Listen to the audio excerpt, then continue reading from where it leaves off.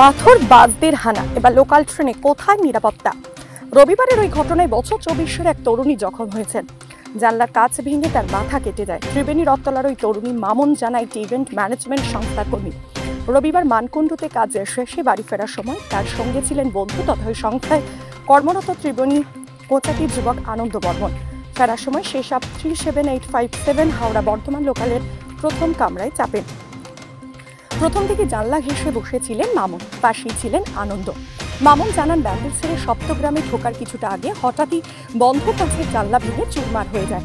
কাঁচের আঘাতে তার মাথা থেকে রক্ত ঝরে। তিনি জানান, কামরায় থাকা কেউ 139 নম্বরে ডায়াল করে অভিযোগ জানান। আমার ফোন নাম্বারও দিয়ে দেন। আনন্দ বলেন, কিছুক্ষণের মধ্যেই মগরা RPF থেকে ফোন আসে। তাদের কথা মতো প্ল্যাটফর্মে নেমে সেখানে যায়, মৌখিক অভিযোগ জানায়। এরপর রক্ত বন্ধ হয়ে যায়, বাড়ি ফেরে। তারপরে সমাজ মাধ্যমের রীতিমতো বোম ফাটিয়েছেন ওই মহিলা। লিখেছেন, রাতে যারা বাড়ি ফিরবেন একটু সাবধানে বাড়ি ফিরুন।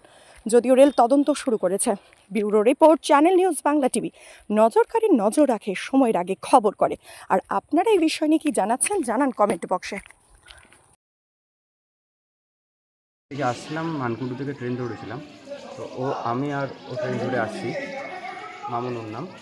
তখন আমরা ব্যান্ডেল ঢুকলাম। ব্যান্ডেল ঢোকার পর যখন আমরা নামতাম, আমরা হচ্ছে মগড়াতে, তখন সেই সময় সত্যগ্রাম ঢোকার সময় ট্রেনে কেউ পাথর ছুটেছে। তখন ট্রেনটা স্পিডে ছিল, তো সত্যগ্রাম ঢুকিনি। তখন একটা পাথর ছুটেছে। পাথরটা ডাইরেক্ট এসে কাছে মেরেছে। কাঁচটা ভেঙে ওর মাথায় লেগেছে, মাথাটা কেটে গেছে। আর পুরো জায়গায় পুরো কাঁচ ভর্তি হয়ে গেছিলো। আর ওইখানে নর্মাল প্যাসেঞ্জার যারা ছিল তারা তখন 139-এ কমপ্লেন করেছে। 139-এ কমপ্লেন করার পর মাগড়ায় আমাদের RPF-এর কাছে যেতে বলেছিল। তখন আমরা গেলাম, গিয়ে আমরা ট্রিটমেন্টের জন্য গেছিলাম। তো সেরকম একটা ট্রিটমেন্ট ওখানটা পাইনি। আমাদের রাত্রেবেলা হসপিটাল আসার কথা ছিল, বাট আসতে পারিনি। তো আমরা এখন সকালবেলায় এসেছি। আর এই জিনিসটা আজকে আমাদের সাথে হয়েছে। কিছুদিন যাতে কারোর সাথে না হয় জিনিসটা, সেরকম মাথায় যখন লাগলো, আজকে একটুখানি কেটেছে। যদি আজকে একদম জানলার সিটে বসুন তাহলে অনেকটাই লাগতো। তো সেই জায়গাটা যাতে আর কারোর জিনিসটা যাতে না হয়, অ্যাটলিস্ট পুলিশ প্রোটেকশন ওখানটা দিতে পারবে না। জাস্ট কাজ যদি জানলাগুলোতে যদি যে নেটগুলো থাকে সেগুলো যদি সব প্রোভাইড করতে হয়, যেগুলো পুরোনো ট্রেনে করতে পারে, তাহলে খুব ভালো হয়। আজকে আমাদের সাথে হয়েছে। কি মনে হয় পাথরই ছুঁড়েছে তো তোমরা কনফার্ম? এবার পাথর ছুঁড়েছে কি না ছুঁড়েছে সেটা আমি জানি না, ঠিক আছে, কিন্তু লেগেছে, কাজটা ভেঙে এসে লেগেছে। ওটা একটা পাথর ছোড়াই একটা ফোর্স, সেটা বুঝতে পারছে। জিনিসটা বাইরে পড়ে গেছে, মানে ভিতরে কিছু ঢোকেনি তো? কাজ ছাড়া ঢোকেনি, কাজ ছাড়া ভিতরে কিছু ঢোকেনি। আর সেই সময় কোনো লোকাল ট্রেনও পাস হয়নি, নাই কোনো মিল ট্রেন পাস হয়েছে, সেগুলো কিছু পাস হয়নি। এখন কি আতঙ্কিত নাকি ট্রেনে যাতায়াত করার? হ্যাঁ, একটু আতঙ্কিত আছে। যেহেতু আমাদের কাজের সূত্রে যখন আমাদের রাত হয়ে যায় ঘরে ঢুকতে, তখন সেই সময়টা একটু ভয় লাগছে। কালকে আতঙ্ক অনেকটাই ছিলাম। কি নাম? আমার নাম আনন্দ বর্মন। আমরা মানকুণ্ডু থেকে আমাদের কাজের পারপাস, আমরা ইভেন্ট ম্যানেজমেন্টের কাজ করি। আমরা কাজের পারপাসে বাড়ি আসছিলাম আমাদের ছুটি হওয়ার পর।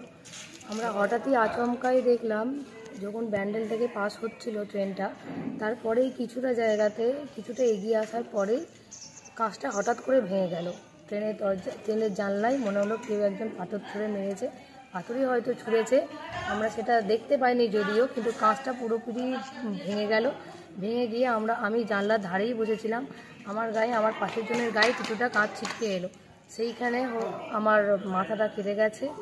আর আমার যেহেতু সোয়েটার টোয়েটার পরেছিলাম, হয়তো আমার কিছু আর কোনো ক্ষতি হয়নি। আমরা জিআরপিতে গেছিলাম, RPF-এর কাছে যাওয়া হয়েছিল ওদের কাছে। তো সেরকম একটা হেল্প আমরা পাইনি, জাস্ট নর্মালি কথা বলে হয়েছে। ওরাই কি ফোন করে ডেকেছিল? না, ওরা ফোন করে ডাকেনি। কোনো ফার্স্ট এড দেয়নি? না, কোনো ফার্স্ট এড ওরকম পাইনি। ওদের কাছে কিছু ছিল না। ওরা আমাদেরকে বলেছিল হসপিটালে তাহলে নিয়ে যাও। তো অনেকটাই রাত হয়ে গেছে, তখন প্রায় 12:30 বেজে গেছে। আমাদের বাড়ি থেকেও চিন্তা করছিল বলে তো আমরা বাড়ি চলে গেছিলাম। তো আমরা বলেছিলাম সকালবেলায় আমরাই দেখিয়ে নেব। এটা হেল্প করেছিল বলতে গেলে, যে ওরা বলেছিল যে আসবে, কিন্তু আমি সেই মুভমেন্টে পারিনি। কি চাইছো এরপরে? কোনোদিন ট্রেনের জানলার সামনে বসবে না? ট্রেনের জানলার সামনে বসার থেকেও বড় কথা, আমরা চাই কোনো না কোনো সময় এরকম যাতে আর না হয়। কারণ ট্রেনের জানলাতে যেরকম, এটা আমি একটা সাবধান হলাম ঠিকই, কিন্তু অনেক সময় জায়গা পাওয়া যায় না। সেই ক্ষেত্রে তো আমাদের জানলার সামনেও বসতে হয়। গরমকালে হাওয়া পাওয়ার জন্যও বসতে হয়। সেই মুভমেন্টে যদি এরকম কিছু একটা ঘটে যেত তাহলে তো আজকে আমি হয়তো থাকতাম না, হয়তো আমার গায়ে কাঁচ পাত ফুটে মানে মুখ ফ্র্যাকচার এরকম তো হয়ে যেত। কারণ যে পরিমাণে কাঁচটা এসেছিল, আমি ছবিতেও হয়তো পোস্ট করেছি, সেই কাঁচটা পুরোটাই আমার শরীরের মধ্যে পড়ে যেত। ওই একটা জানলাতেই দেখেছি তো, একটা জানলাতেই হয়েছে। জানলাটা কালকে বন্ধ না থাকলে কি জানলাটা বড় কালকে দুর্ঘটনা বন্ধ হতো? ছিল। কালকে যদি জানলাটা বন্ধ না থাকতো তাহলে জানলাটা যদি বন্ধ না থাকতো, সেই যদি যা জিনিসটা ছুঁড়ে মেরেছিল হয়তো সেটা আমার গায়ে লাগতে পারতো, বা সেই জায়গায় যদি আরও 5 জন বসে থাকতো কারোর না কারোর গায়ে লাগতেই পারতো, হয়তো কিছু না কিছু হতোই। আতঙ্কিত তো অবশ্যই।